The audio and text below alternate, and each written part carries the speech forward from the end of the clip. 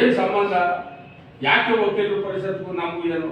ವಕೀಲರಿಗೆ ನಾವು ಜಿಲ್ಲಾ ಸಂಘಗಳಿಂದ ತಾಲೂಕು ಸಂಘಗಳಿಂದ ನಾವು ಒಂದಷ್ಟು ರಿಪಬ್ಲಿಕ್ ಡೇ, ಇಂಡಿಪೆಂಡೆನ್ಸ್ ಡೇ, ಕೆಲವೊಂದು ಮಹನೀಯರ ಜಯಂತಿಗಳು, ಸ್ಪೋರ್ಟ್ಸ್ಗಳು ಇಂಥವು ಮಾಡ್ಲಿಕ್ಕೆ ಸಾಧ್ಯ, ಪರಿಹಾರ ಕೊಡ್ಲಿಕ್ಕೆ ಸಾಧ್ಯ ಇಲ್ಲ.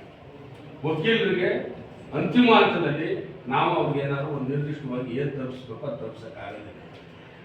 ಈ ಕಾರಣಕ್ಕೇನೆ ರಾಜ್ಯ ವಕೀಲರ ಪರಿಷತ್ತಲ್ಲಿ ವೆಲ್ಫೇರ್ ಫಂಡು, ವಕೀಲರ ಕ್ಷೇಮಾಭಿವೃದ್ಧಿ ನಿಧಿ ಅಂತೇಳಿ ಸ್ಥಾಪನೆ ಮಾಡಿ ನಾವು ಪ್ರತಿ ವರ್ಷ 2,000 ಹಿರಿಯ ವಕೀಲರು 2,000, ಕಿರಿಯ ವಕೀಲರುಗಳು 1,000 ಕಟ್ತಕ್ಕಂಥದ್ದು. ಈಗ ನಮ್ಗೆ ಪರಿಹಾರ ಏನು ಸಿಗ್ತಾ ಇದೆ ಅಂತ ನೋಡಿದ್ರೆ ಇವತ್ತಿನ ಸ್ಲ್ಯಾಬು 3 ಲಕ್ಷ, 4 ಲಕ್ಷ, 6 ಲಕ್ಷ. ಅದು ಯಾವುದು ನಿಗದಿತ್ವ? ಯಾರಿಗೆ 3 ಲಕ್ಷ, ಯಾರಿಗೆ 6 ಲಕ್ಷ ಖಚಿತತೆ ಇಲ್ಲ. ಅದರಲ್ಲೂ 128 ಇದು. ಆರೋಗ್ಯ ಏನಾದ್ರು ಒಂಚೂರು ಹಾಸ್ಪಿಟಲೈಸ್ ಆದರೆ ಯಾರಿಗಾರು ಹಾಸ್ಪಿಟಲ್ ಅವ್ರಿಗೊಂದಷ್ಟು ಪರಿಹಾರ ಹಣ ಕೊಡಬೇಕು ಅಂತ ಇದೆ. ಅದನ್ನು ಕೂಡ ಸರಿಯಾದ ರೀತಿಯಲ್ಲಿ ನಾವು ತಲುಪಿಸ್ತಾ ಇಲ್ಲ. ನಮ್ಮ ವಕೀಲರುಗಳಿಗೆ ಸಾಹೇಬ್ರೆ, ಈ ರಾಜ್ಯ ವಕೀಲರ ಪರಿಷತ್ತಿನ ಒಂದು ಸಹಾಯ ಬಿಟ್ಟರೆ ಸರ್ಕಾರಗಳು ನಮ್ಮ ಬಗ್ಗೆ ಬಹಳ ನಿರ್ದಿಷ್ಟವಾಗುತ್ತೆ. ಸರ್ಕಾರಗಳು ಕಿಂಚಿತ್ತೂ ನಮಗೆ ಗೌರವ ಕೊಡಲ್ಲ. ಯಾವ ಯೋಜನೆಗಳು ನಮ್ಮ ಪರವಾಗಿ ಇಲ್ಲ, ವಕೀಲರ ಪರವಾಗಿ. ಈಗ ನೀವು ದುಡಿತಾ ಇದ್ದೀರಿ, ಜವರಣ ದುಡಿತಾರೆ, ಮಹೇಶಣ್ಣ ದುಡಿತಾರೆ. ಒಂದು ವಾರ ಮಲಿಕಂದ್ರೆ ನಮ್ಗೆ ಬರುವ ಆದಾಯ ನಿಲ್ತದೆ. ಒಂದು ವಾರ ನಾವೆಲ್ಲ ಹೆಂಗಾಗ್ಬಿಟ್ಟಿದ್ದೀವಿ ಅಂದ್ರೆ ದುಡಿಯ ಕಾರ್ಮಿಕರಿದ್ದಂಗೆ ಆಗ್ಬಿಟ್ಟಿದ್ದೀವಿ. ನಾವು ಒಂದು 15 ದಿನ ಮಲಿಕೊಟ್ರಂತೂ ನಮ್ಮ ಮನೆಗಳಲ್ಲಿ ಆರ್ಥಿಕ ಪರಿಸ್ಥಿತಿ ಬರ್ತಕ್ಕಂಥ ಹಣವೇ ಸ್ಟಾಪ್ ಆಗ್ಬಿಡ್ತದೆ, ಬಹಳ ಕಷ್ಟ ಆಗುತ್ತೆ. ಒಂದು. ಎರಡನೇದು, ಒಬ್ಬ ವಕೀಲ ಏನಾದ್ರು ವ್ಯತ್ಯಾಸ ಆಗಿ ತೀರೆ ಹೋಗ್ಬಿಟ್ಟ ಅಂತಂದ್ರೆ ಆ ಮನೆಯ ಆ ದಿಕ್ಕೆ, ಯಾಕಂದ್ರೆ ನಾವು ದುಡ್ಡಿಟ್ಟಿಲ್ಲ, ನಾವು ಎಫ್ಡಿಗಳು ಮಾಡಿಲ್ಲ, ಆಸ್ತಿಗಳು ಮಾಡಕ್ ಆಗದೇ ಇಲ್ಲ. ಈ ವೃತ್ತಿಲಿ ಆಸ್ತಿ ಮಾಡಕ್ಕಂತ ಪ್ರಾಮಾಣಿಕ 20% ವಕೀಲರು ಕರ್ನಾಟಕದಲ್ಲಿ 20% ವಕೀಲರು ಮಾತ್ರ ಆರ್ಥಿಕವಾಗಿ ಅನುಕೂಲವಾಗಿರೋದು. 80% ವಕೀಲರುಗಳು ದುಡಿ ತಿನ್ನು. ಮೈಸೂರಲ್ಲಿ ನಾನು ಮಹೇಶಣ್ಣನ ಜೊತೆಲೆಲ್ಲ ನನಗೆ ಸೀನಿಯರ್ ಮಹೇಶಣ್ಣ, ಇವ್ರ ಜೊತೆಲಿ ಕೆಲಸ ಮಾಡಿದವರು ಇನ್ನೂ ಬಾಡಿಗೆ ಬಂದವ್ರೆ. ಇವತ್ತು ಬಾಡಿಗೆ ಬಂದವ್ರೆ ಸರ್. ಒಂದು ಸ್ವಲ್ಪ ಮನೆ ಮಾಡ್ತಾರೆ.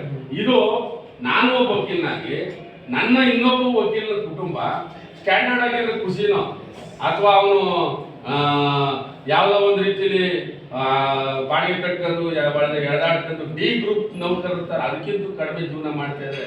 ಅದು ನೋವಿನ ಸಂಗತಿ. ಅದು ಹಣ ಸತ್ಯ ಹೇಳ್ತೀನಿ. ನಮ್ಮ ವಕೀಲರುಗಳಿಗೆ ಇವತ್ತು ಮೈಸೂರು ವಕೀಲರ ಸಂಘದಲ್ಲಿ ನಾವು ಮಾಡ್ತಾ ಇರೋದು, ಯಾರಿಗಾರು ಒಂಚೂರು ಆರೋಗ್ಯ ವ್ಯತ್ಯಾಸ ಆದರೆ, ಆಕ್ಸಿಡೆಂಟ್ ಆದರೆ ರೋಡಲ್ಲಿ ನಿಂತ್ಕೊಂಡು ನಾವು ವಕೀಲರ ಹತ್ರ ದುಡ್ಡು ಎತ್ತೀವಿ ಅಣ್ಣ. ರಾಜ್ಯ ವಕೀಲರ ಪರಿಷತ್ ಇರುವುದು ಏನಕ್ಕೆ? ಪುಣ್ಯಾತ್ಮರೇ, ನೀವು ಇಷ್ಟು ದಿನ ನಿಂತ್ಕೊಳ್ತಿದ್ರಲ್ಲ, ಇಷ್ಟು ದಿನ ಇದ್ರಲ್ಲ, ನೀವು ವಕೀಲರ ಪರಿಹಾರಕ್ಕೆ ಏನು ಸಮಸ್ಯೆಗೆ ಪರಿಹಾರ ಏನು ಅಂತ ಕಂಡ್ಕೊಂಡ್ರಿ. ಏನು ಫಂಕ್ಷನ್ಗಳು ನಡೆದಾಗ ಸೂಟ್ ಹಾಕೋದು, ನಾನು ಮೈಸೂರು ಬಾರ್ ವಕೀಲರ ರಾಜ್ಯ ಪರಿಷತ್ ಸದಸ್ಯ ಜಡ್ಜ್ಗಳ ಪಕ್ಕ ಕೂತ್ಕೊಳ್ಳಕ, ಅಥವಾ ನನ್ನ ಸಮುದಾಯಕ್ಕೆ ನಾನು ಏನಾದರೂ ಒಂದು ಸೇವೆ ಮಾಡ್ಬೇಕಲ್ಲ. ಅಲ್ಲ ಮರ್ಯ, ಈ ಬೆಂಗಳೂರು ರಾಜ್ಯ ವಕೀಲರ ಪರಿಷತ್ತಲ್ಲಿ ಬಹುತೇಕ ಜನ ಸರ್ ಚೀಫ್ ಮಿನಿಸ್ಟರ್ ಜೊತೆ ಚೆನ್ನಾಗವ್ರೆ, ಫೋಟೋ ಹಾಕತ್ತಾರೆ. ನಿಮ್ಮ ಮನೆ ಕಿಸಂತ್ರಾಗ ಬಜೆಟ್ ಅಲ್ಲಿ 50 ಕೋಟಿಯೋ 100 ಕೋಟಿಯೋ ತಂದು ವೆಲ್ಫೇರ್ ಫಂಡ್ ಹಾಕಿಸ್ರಿ. ಪ್ರತಿ ವರ್ಷ ಎಷ್ಟು ಜನ ಲಾಯರ್ ಸತ್ತೋದರು ಒಂದು ವರ್ಷದಲ್ಲಿ? ಎಷ್ಟು ಜನ ಲಾಯರು ಹಾಸ್ಪಿಟಲೈಸ್ ಆದರು? ಕನಿಷ್ಠ 25 ಲಕ್ಷ ಹಣ ನಾವು ಕೊಡಕ್ಕಾಗಲ್ವಾ? ಈ ಸಾರಿ ನಿನ್ನೆ ಪತ್ರಿಕೆಯಲ್ಲಿ ನೋಡಿರ್ಬೇಕು, ಮೀಡಿಯಾಗಳಲ್ಲಿ ನೋಡಿರ್ಬೇಕು, ನಾವೆಲ್ಲ ಗಮನಿಸಿದ್ರಿ ಅಂತ ಅನ್ಕೊಂಡಿದ್ರಿ ಮಹೇಶಣ್ಣ. ನಾನು ರಾಜ್ಯ ಸರ್ಕಾರಕ್ಕೆ ಪತ್ರಿಕಾಗೋಷ್ಠಿ ಮಾಡಿ ಒತ್ತಾಯ ಮಾಡಿದ್ದೀನಿ. ಆರೋಗ್ಯ ನಿಧಿ ಸ್ಥಾಪನೆ ಮಾಡಿ ಅದರ ಹೆಸರಲ್ಲಿ 100 ಕೋಟಿ ಇಡಿ. ಅಲ್ಲಿ ಲಾಯರು ಮತ್ತು ಅವ್ರ ಕುಟುಂಬಕ್ಕೆ ಏನಾದರೂ ವ್ಯತ್ಯಾಸಗಳಾದಾಗ ಅವರು ವೈದ್ಯಕೀಯ ವೆಚ್ಚವನ್ನು ಭರಿಸಲಿಕ್ಕೆ ಆ ನಿಧಿ ಸಹಾಯ ಆಗಬೇಕು. ಆರೋಗ್ಯ ನಿಧಿಗೆ 100 ಕೋಟಿ ಕೊಡಿ ಅಂತ ಕೇಳಿದ್ದಿಲ್ಲ. ಇದಕ್ಕೆ ಎಲೆಕ್ಷನ್ ಕಾರಣಕ್ಕೆ ಕೇಳಿರೋದಲ್ಲ, ನಾನು ಇದನ್ನ ಬಹಳ ಆತ್ಮಪೂರ್ವಕವಾಗಿ ಇದು ನನ್ನ ವಕೀಲರ ಕೂಲಿಗೆ ಆಗಲೇಬೇಕು ಅಂತ ಕೇಳಿದ್ರು. ಒಂದು. ಎರಡನೇದು, 100 ಕೋಟಿ ಹಣನ 4 ಲಕ್ಷ ಬಜೆಟ್ ಕರ್ನಾಟಕ. ಯಾವ್ಯಾವುದೋ ನಿಗಮಗಳು, ಜಾತಿಗೊಂದು ನಿಗಮಗಳು, ಉಪಯೋಗಕ್ಕಿಲ್ದಿರುವಂತ ಇದನ್ನೆಲ್ಲ ಮಾಡಿ ನೀವು ದುಡ್ಡು ಹಂಚಿರಲ್ಲಪ್ಪ. ನಮ್ಮ ವಕೀಲರ ಕಲ್ಯಾಣ ನಿಧಿಗೆ 100 ಕೋಟಿ ಕೊಡಿ, ವಕೀಲರ ಕಲ್ಯಾಣ ನಿಧಿಗೆ 100 ಕೋಟಿ ಕೊಡಿ, ಆರೋಗ್ಯ ನಿಧಿ ಸ್ಥಾಪನೆ ಮಾಡಿ ಅದಕ್ಕೆ 100 ಕೋಟಿ ಕೊಡಿ ಅಂತ ಪ್ರೆಸ್ ಮೀಟ್ ಮಾಡಿ ಕೇಳಿದ್ದೀನಿ. ಇದು ಎಲ್ಲ ಕಡೆನೂ ಪತ್ರಿಕೆಯಲ್ಲಿ ಓದಾರೆ, ತಾವು ಪತ್ರಿಕೆಯಲ್ಲಿ ಗಮನಿಸಿದ ಅನ್ಸುತ್ತೆ, ಕೆಲವರು ಗ್ರೂಪ್ಗಳಲ್ಲಿ ನೋಡಿದ್ದಾರೆ ಅಂತ ನಾನು ಹೇಳಿರ್ತಕ್ಕಂಥದ್ದು. ಸೊ ನಾನು ಈ ಚುನಾವಣೆಯಲ್ಲಿ ಗೆದ್ದರೆ ಸರ್ ನನಗದೊಂದು ಅಧಿಕಾರವೂ ಅಲ್ಲ, ಅದೇನು ವಕೀಲರು ರಾಜ್ಯ ವಕೀಲರು ಪರಿಷತ್ನ ಪೋಸ್ಟ್ ಹೇಳ್ಕೊಂಡು ಮೆರೆಯುವಂಥ ಪೋಸ್ಟೂ ಅಲ್ಲ, ಅದು ಸತ್ಯ ಹೇಳ್ತೀನಿ, ಅದೇನು ಅಲ್ಲ. ಆದರೆ ನಮ್ಮ ವಕೀಲರ ಸಂಘದಿಂದ ರಾಜ್ಯ ಪರಿಷತ್ನಿಂದ ಕನಿಷ್ಠ ಯಾವ್ದಾದ್ರು ವಕೀಲರು ನಿವೃತ್ತಿ ಆಗಲ್ಲ, ಈಗ BP ಶುಗರ್ ಏನೋ ಬಂದು ಅಥವಾ ಪ್ರಾಕ್ಟೀಸ್ ದೇಹ ಸ್ಪಂದಿಸೋದಿಲ್ಲ, ಪ್ರಾಕ್ಟೀಸ್ ಮಾಡೋಕ್ಕಾಗಲ್ಲ, 25 ವರ್ಷ 30 ವರ್ಷ ಪ್ರಾಕ್ಟೀಸ್ ಮಾಡಿರ್ತಾರೆ. ನಾನು ಸರೆಂಡರ್ ಮಾಡ್ಬಿಡ್ತೀನಪ್ಪ ನಾನು ಸನ್ನದ್ದು ಅಂದರೆ ಆ ವಕೀಲರು ತನ್ನ ಅಂತಿಮ ದಿನಗಳನ್ನ ಸ್ವಾಭಿಮಾನದಿಂದ ಗೌರವದಿಂದ ಘನತೆಯಿಂದ ಕಳಿಬೇಕಲ್ವಾ? ಇದೇ ಅಲ್ವಾ ಬಾಬಾ ಸಾಹೇಬ್ರ ಆಸೆನೂ? ನಾವು ವಕೀಲರಾಗಿ ನಮ್ಮ ಬದುಕುಗಳು ಯಾವ ಮಟ್ಟಕ್ಕೆ ಇರಬೇಕು? ಇವತ್ತು 3 ಲಕ್ಷ ಕೊಟ್ಟರೆ 4 ಲಕ್ಷ ಕೊಟ್ಟರೆ ಎದಕ್ಕೆ ಸಾಕಾಗಬೇಕು? ಕನಿಷ್ಠ 25 ಲಕ್ಷ ಹಣ ನಮ್ಮ ವಕೀಲರ ಪರಿಷತ್ತಿಂದ ವಾಲಂಟರಿ ಸರೆಂಡರ್ ಮಾಡೋದಕ್ಕೆ ಸಿಗಬೇಕು.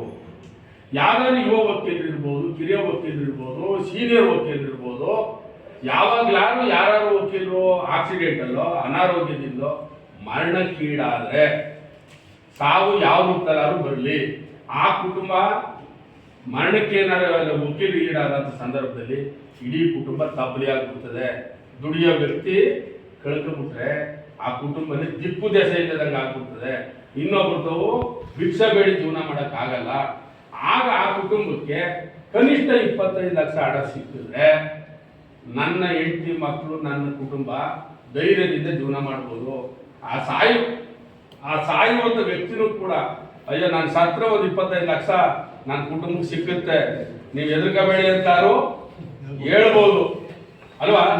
ಸೊ ಆ ಕಾರಣಕ್ಕೆ ಕನಿಷ್ಠ 25 ಲಕ್ಷ ನಾನು ಏನು ಹೇಳ್ತಾ ಇದ್ದೀನಿ, ಇದು ಆಡಂಬರ ಕೇಳ್ತಾ ಇಲ್ಲ. ನೀವು ನನ್ನ ಗೆಲ್ಸಿ ಈ ಹೋರಾಟಗಳನ್ನ ಇದು ಎತ್ಕೊಂಡು ಮಾಡಲಿಲ್ಲ ಅಂದ್ರೆ ನೀವು ನನ್ನ ಕರ್ತವ್ಯ ಪಟ್ಟಿರ್ತೀವಿ, ರಾಜೀನಾಮೆ ಕೊಡುವಂತ ಕೇಳಿ. ನಾನ್ಗೆಟ್ಟು ನಾನು ಅಧಿಕಾರದಲ್ಲಿ ಮುಂದುವರಿದಿಲ್ಲ. ಇವತ್ತವರೆಗೂ ನಾನು ನೈತಿಕವಾಗಿ ಬದುಕಿದ್ದೇನೆ, ಪ್ರಾಮಾಣಿಕವಾಗಿ ಬದುಕಿದ್ದೇನೆ, ಪ್ರಾಮಾಣಿಕವಾಗಿ ಹೋರಾಟ ಮಾಡ್ಕೊಂಡು ಬಂದಿದ್ದೇನೆ. ಮೈಸೂರು ವಕೀಲ ಸಂಘದಲ್ಲಿ ಯಾರನ್ನಾದ್ರೂ ಕೇಳಿ ಪುಡಿಸಿದೇಗೌಡ ಹೆಂಗೆ ಅಂತ. ನೀವು ಈ ಸರಿ ನನಗೆ ಶಕ್ತಿ ಕೊಡಿ, ಅಲ್ಲಿ ರಾಜ್ಯ ವಕೀಲರ ಪರಿಷತ್ತಿನಲ್ಲಿ ಈ ರೀತಿ ಬದಲಾವಣೆಗಳನ್ನೆಲ್ಲ ಮಾಡಲಿಕ್ಕೆ ಸಾಧ್ಯ ಆಯಿತು. ಸೊ ಹಾಗಾಗಿ ತಾವೆಲ್ಲ ಭಾರಿ ಕೆಲಸಗಳ ನಡುವೆ, ಒತ್ತಡದ ನಡುವೆ ನನಗೋಸ್ಕರ ನಮ್ಮ ಅಧ್ಯಕ್ಷರು 2ನೇ ಬಾರಿ ಪಾಪ ನನಗೊಂದು ಅವಕಾಶ ಮಾಡಿದ್ರಿ. ತಾವೆಲ್ಲ ನನಗೆ ಆದಷ್ಟು ಫಸ್ಟ್ ಪ್ರಿಫರೆನ್ಸ್ ಕೊಟ್ಟರೆ ಸರ್, ಯೋಗ್ಯತೆ ನೋಡಿ ನೀವು ಡಿಸೈಡ್ ಮಾಡಿ. ಕಮಿಟ್ಮೆಂಟ್ ಅಂದರೆ ಅದು ಇಲ್ಲಿ ನಿಮ್ಮ ಕೈಲಿ ದುಡ್ಡು ಕೊಟ್ಬಿಟ್ಟು ಎಣ್ಣೆ ಮಾಡಿಸ್ಬಿಟ್ಟು ಕಬಾಬ್ ತಿನ್ನಿಸ್ಬಿಟ್ಟು ನಾಳೆ ದಿನ ನಮ್ಮ ಹೆಂಡತಿ ಮಕ್ಕಳು ತಪ್ಪಲಿ ಆಗೋಯ್ತಾರೆ. ಸತ್ಯವಾಗಿ ತಿನ್ನಿ ಕೊಟ್ಟರೆ ಪುಣ್ಯಾತ್ಮರು ಎಲ್ಲೆಲ್ಲ ಇರ್ಬೋದು, ಮಾಡಿ, ಬೇಡ ಅಂತ ಹೇಳಲ್ಲ.